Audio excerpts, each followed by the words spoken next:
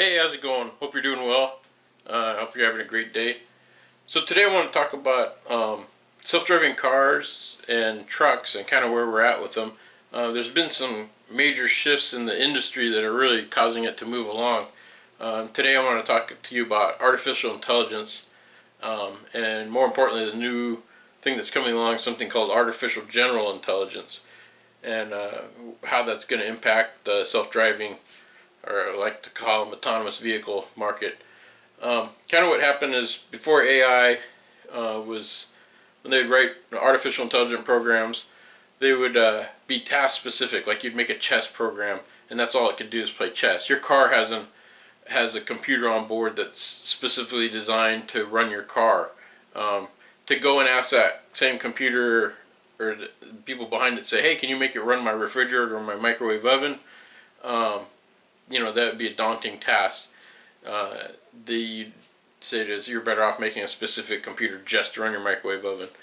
So enters artificial general intelligence, and what the idea there is the computer software will start learning and learn how to do the task, and that's sort of how humans kind of work, and that's what caught the attention of the investors and such.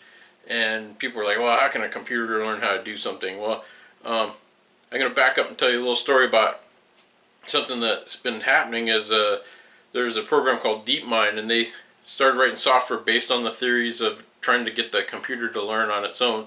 And people were kind of saying, well, that'd be kind of interesting if they could get that working.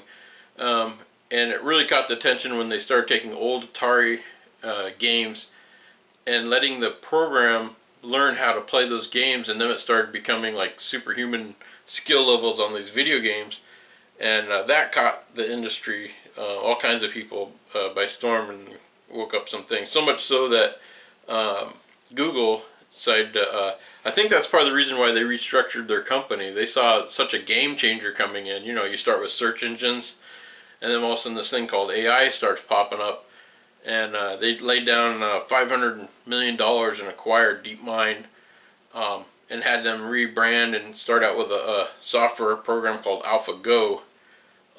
That's how serious they were. That was a lot of money dropped down on this thing. So they really impressed them with their playing of video games, learning to play video games at a superior level.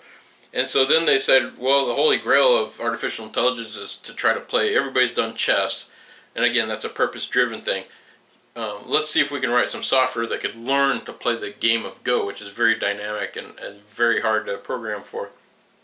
And they actually pulled it off. They made a program called AlphaGo. It was in the news, where it beat what was considered one of the best players, human players in the world. And the fact that it did it was very significant, because it kind of starts reinforcing the fact that we've basically started making programs that are self-learning.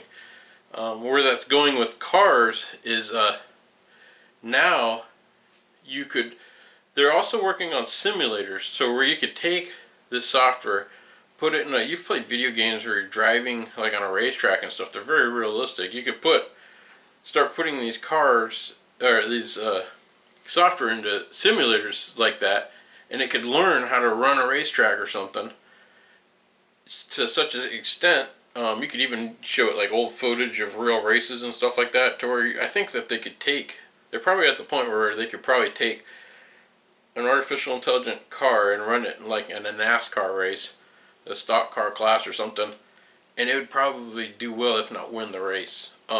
Making real-world decisions on what to do and stuff, and avoiding accidents and things like that, just through, and learning. And as it goes, it's like a person. It gets better every time it does it. And by running it through simulators, you could get it trained faster, up to speed, to where you could throw it into where it'd be an acceptable performance, and it would continue to learn as it went along. And then with something called neural networking, you could even take, let's say you made two cars like that, they're both learning. What if they're able to share that information that they're learning and to help perpetuate it? And then you could say, oh, throw in a third car, and they start communicating, so to speak, and learning at a faster rate. And that's where we're at, because a lot of decisions, the big things that they're afraid of on cars is, like if you're going down the road and you got some homeless guy waving at you. How do you know the difference between that and a police officer waving you to move over to the side? And you know, they used to say, oh, that's the reason why autonomous cars aren't going to work. But with this the artificial general intelligence, it's a very realistic idea, especially if you put a human assist. You know, you have a human there, when it sees that and it sees the human took over the controls and obeyed the police officer, but ignored the homeless guy waving a sign, then you're on to something. So that's where we're at with the autonomous vehicles. And they're actually got a truck that's already made a I think they're going to be the first ones. You're going to put a person behind it. The sole job is just to take over in case there's an emergency. You don't have to pay that guy very much because he's kind of freed up to do what he wants to do while he's driving. You know, he could be you know, making YouTube videos or something. Hey, I'm driving my autonomous truck here, and the truck's going to maybe signal him when, hey, I'm a little bit confused, and then he's got to stop and then maybe grab the steering wheel and start worrying about possibly taking over the truck. But for the most time, when it's on that back long haul run, you're going to see, and also people don't realize trucks, I think they're going to be the first ones to get autonomous assists, is because, you know, the truck driver's not allowed to drive that long. I mean, he drives a long time, but he's got to take a break to sleep, or you're going to start having car accidents. Sleep deprivation is one of the major causes of truck accidents and stuff. And also pulling into weight stations and doing all that stuff efficiently. All that stuff could be automated, and basically you could have a truck go from the East Coast to the West Coast non-stop. Also, they say up to 30% of the cost of truck is on the driver.